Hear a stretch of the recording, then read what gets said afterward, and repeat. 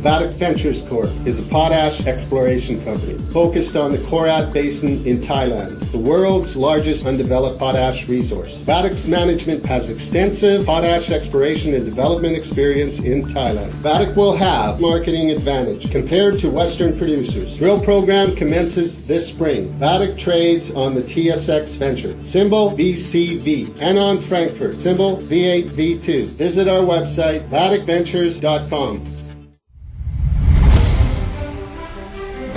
Welcome to the Goddard Report. Comments made on the Goddard Report and TalkDigitalNetwork.com are an expression of opinion only. Here is Jim Goddard. My guest is Wayne Coulson, CEO of Coulson Flying Tankers. Welcome back to the show, Wayne. Hi, good morning, Jim. We're going to talk about the historic Martin Mars water bombers, who used to be the world's largest flying aircraft before the 747 was invented. And basically, the BC government has said one of the best firefighting assets in Canada will again not be used this year. What's going to happen to these marvelous airplanes or aircraft? So in 2016, Jim, you may recall we took the Hawaii Mars to Oshkosh Air Show, and there we were able to introduce the aircraft to a number of the executive of the FAA, which is Transport Canada equivalent, and showcase the aircraft and the shape it was in and to the quality of the airplane that we've kept it to. And in late 2016, there was an exemption given to people that own warbirds called the Living History Exemption, which allows people to take their warbird and put seats in it and tour people around from going back from 50-mile radius or up to 100-mile radius, depends on the exemption that you can acquire. But it gives operators the chance to charge customers to go for a ride in the aircraft and recoup some of the cost. So we've been working with a company on the East Coast of the U.S.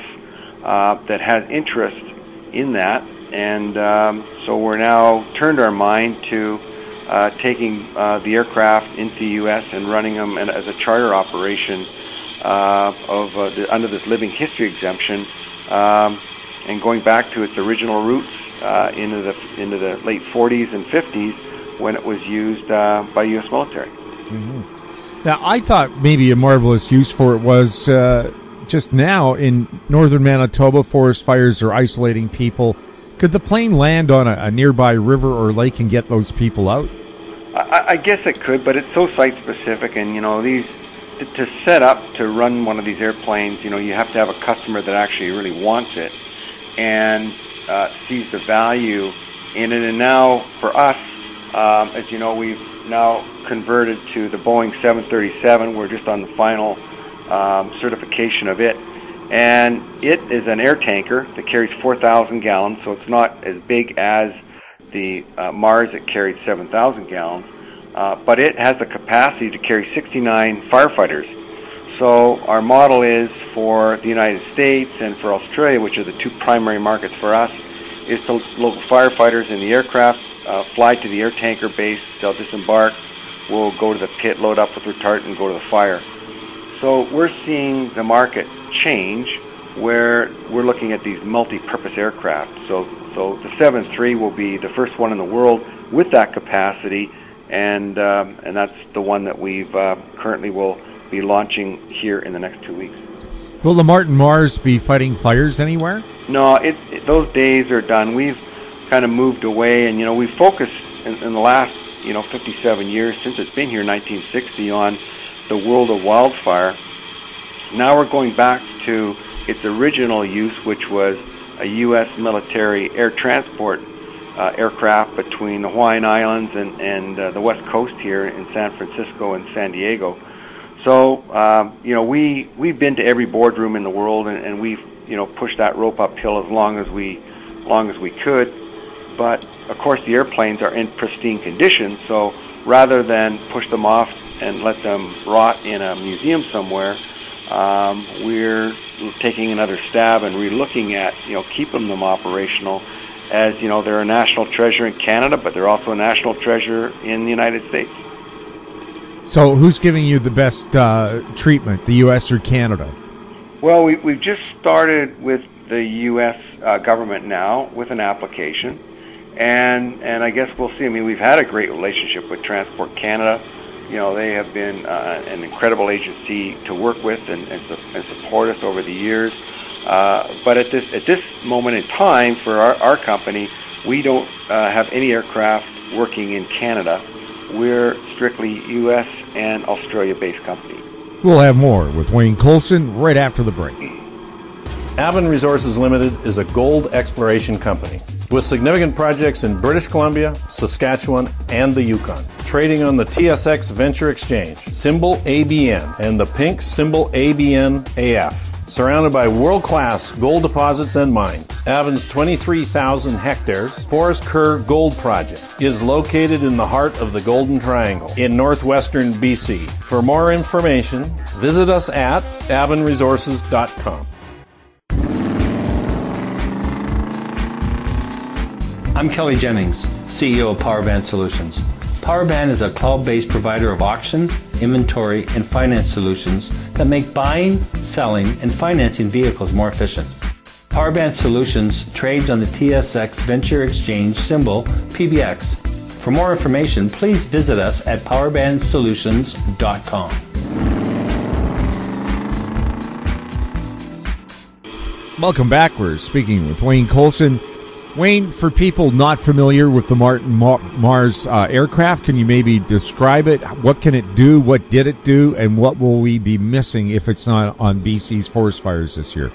So the aircraft was built in 1945 in Baltimore by the Glenn Martin Museum, and it was built as a transport aircraft for Transcom, which was a U.S. Navy air freight group, and operated the aircraft between the West Coast, between San Francisco and the Hawaiian Islands. And after the bombing of Pearl Harbor, they needed airlift, and that was their lift for the 5 aircraft that were actually built. And they used to run weekly, so 5 trips a week back and forth to the Hawaiian Islands. And then as into the early 50s, from the North and South Korean War, critically injured soldiers were moved into Hawaii, and then the Philippine Mars was the largest lift for patients going back and forth. So it was the largest air ambulance in the world at the time, and it would move 123 souls back and forth. And with nurses and doctors, you know, they had roughly 160 people on board, and that aircraft ran back and forth weekly as well. So great connection to the end of the Second World War era. It was the biggest airplane built during World War II. So in the world of warbirds, it has significance in that regard. The only aircraft bigger, actually, of a float plane, of course, was the Spruce Goose. So then they were converted, you know, in the late 59, 60 to a water bomber, and they've flown ever since in the province of BC. People have told me one of the reasons why Vancouver Island never had a major forest fire was because the Martin Mars could squash that fire in a couple of passes. Yeah, I mean, personally, you know, we grew up in the timber business, so I've had the honor of working underneath that airplane about 4 times on our timber and McMillan Bodell's timber on fires, and they were incredible asset and just awesome to come in. You know, there was a couple fires we thought we were going to lose the whole valley, and you know, 2 or 3 drops, and then it was gone. So you know, I have great respect for the aircraft and the flight crews that flew those airplanes, you know, back that started the program in the 60s and right through to 2016 when we're still flying them. And, you know, they are incredible firefighting aircraft. Wayne, how emotional is it for you to not see it in the skies in BC? Well, of course it's difficult. I mean, we've got these aircraft that are national treasures, in our humble opinion. And, you know, the last thing we wanted to do as a company family is retire them into a home that they weren't worthy, that's worthy of them. So, you know, and because of the stature of the aircraft and the fact that they are in such beautiful shape, you know, we just have a tough time, you know, turning them loose to another country or turning them loose to a museum. We did work with museums in the U.S., But, you know, a hangar to put that aircraft under cover is about $4.5 million. And that's just a lot of money. And we can't find that person yet, or those people that would want to invest that capital to protect the aircraft into future generations. So it was a tough decision for us, and so this is be a fun project for us if we can pull it off at the end of the day and we can get them back working again. And it would be, I think, the aviators of the world and certainly people would appreciate them continuing to fly rather than to park them at an airport and just basically deteriorate. Does it look like they might end up in Australia? No.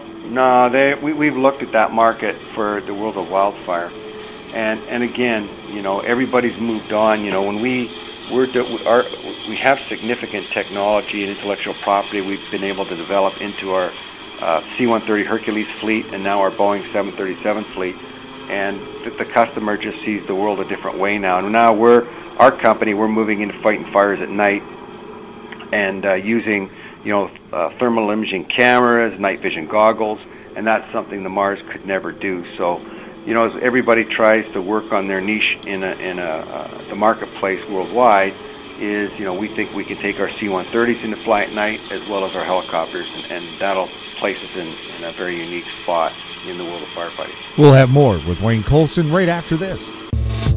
I'm Brian Fowler, president of Blind Creek Resources Limited, listed on the TSX Venture Exchange, ticker symbol BCK. Blind Creek is focused in the Yukon, Northwest Territories, and British Columbia. The company's key property is the Blend Project, one of the largest undeveloped lead-zinc-silver deposits in Western Canada, plus plans to advance the recently acquired, fully permitted historic engineer gold mine in the Atlan District of Northwestern BC. Check us out at blindcreekresources.com. Don't miss out. Stay informed. Receive the HowStreet.com weekly recap with thought-provoking podcasts, radio, and articles delivered to your inbox. Sign up for the HowStreet.com weekly recap on our homepage at HowStreet.com. Welcome back. We're chatting with Wayne Coulson. Wayne, what were the reasons the BC provincial government gave that they didn't want to use the Mars anymore? You know, I think they're just they see the airplane as just too old. And, you know, in the world of aviation, your aircraft is either safe or unsafe. It's not old, new. That really has no relevance. It's really, you know, is the aircraft safe? And in our opinion, again, we follow Transport Canada rules and regulations. The aircraft is maintained to the same standard as a airliner in flying in Canada, which is a 705 operation. And, you know, we physically can't spend any more money on the aircraft than we do to make sure it's safe and airworthy. So I think it just came down to age. They want to move on. Although it's interesting, you know, when we look at the current fleet in BC, they're all 1950s aircraft. And we offered, you know, the province the newer Boeing 737, which will be the newest air tanker in the world. And, you know, that they had no interest in it. So, you know, I think they're still trying to figure out what is the best model for them. Well, BC had its worst forest fire year ever last year. Surely they could have thought how an airplane that can put out 3 to 4 acres of fire at a time could be useful. Well, we would have thought so, and as a taxpayer, we would have hoped for that. But unfortunately, that wasn't the decision of the day. Well, how does it compare to these little pontoon aircraft? How much fire do they put out at a time? Well, a bit of a different, I mean, you know, certainly a different product in the Mars where our water flows from the belly of the aircraft at 2,200 gallons a second versus 800 gallons a second. So the challenge at the smaller, and helicopters are the same, the smaller aircraft, you know, when you get high winds, you get hot temperatures and low relative humidity, a fair percentage of that load evaporates before it even hits the fire. So I think, you know, it's just an evolution of time. The Mars were brought in because the fires were, you know, they were excessive here in the province, and they had challenges tackling them. Then the Mars came in, and, you know, then they weren't as bad, and they survived 48, you know, 50 years almost in the province fighting fire. So, now we're back into high-powered airplanes with back up to 4,000-gallon tanks. So we run the largest of the large air tanker fleet between 3,000 and 5,000. We operate the 4,000-gallon fleet in the world, which is the largest in the category. So now, countries like the United States and Australia are going to big aircraft. And you just see the model work, and everybody sees fire differently. I mean, in Australia, they have mastered initial attack, and they use heavy lift helicopters and heavy lift air tankers. Do you feel disappointed in Canada, or have they been fed a load of propaganda about if it's old, it can't hold? Yeah, I don't know. I wouldn't say we're disappointed. I mean, we compete worldwide. Canada is just another market we try and work in. But we like all companies, you find your niche, you find your customers you work with, and all we can do is work to be the best we can be as a supplier, working with the ground firefighters as our focus, working with the customer, and providing a world-class service. Do you plan to stay based on Vancouver Island? Yeah, we certainly love the community of Port Alberni. It's growing, it's vibrant, and so we don't see ourselves. Of course, we have U.S. operations out of Las Vegas. We have our Australian operations out of Melbourne, in Victoria State, Australia. So, we have our business runs in two other parts of the world that we have infrastructures there. But as far as moving from the island here, it's just a beautiful place to live. Wayne, thank you so much for chatting with us. Hey, thank you, Jim. My guest has been Wayne Coulson, CEO of Coulson Flying Tankers. If you have any questions for the show or our guests, you can send them to info@howstreet.com. I'm Jim Goddard. Thanks for listening. Comments made on the Goddard Report and TalkDigitalNetwork.com are an expression of opinion only. The Goddard Report is available online and mobile at TalkDigitalNetwork.com. The Goddard Report is a production of How Street Media Incorporated.